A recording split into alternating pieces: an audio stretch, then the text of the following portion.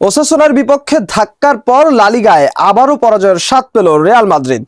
সোমবার ঘরের মাঠে হেতাফের কাছে 1-0 গোলে হেরে বার্সেলোনার সঙ্গে পয়েন্ট ব্যবধান কমানোর সুযোগ হাতছাড়া করল লস ব্লাঙ্কোস। ম্যাচের শুরু থেকেই এমবাপ্পের অনুপস্থিতি ভুগিয়েছে আরবেলোয়ার শিষ্যদের। 13 মিনিটে ফাঁকা পোস্ট পেয়েও সহজ সুযোগ নষ্ট করেন ভিনিসিয়াস জুনিয়র।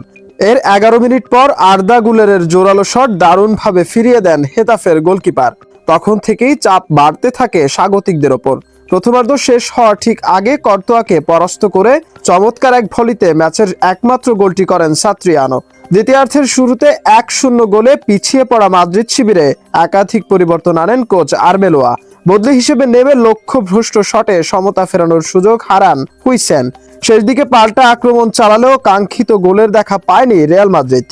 যোগ করার সময় 95 মিনিটে লাল কার্ড দেখেন আর্জেন্টাইন তরুণ মাস্তান্তুয়ানো। এই হারে 60 পয়েন্ট নিয়ে টেবিলের দ্বিতীয় স্থানে রয়ে গেল রিয়াল মাদ্রিদ।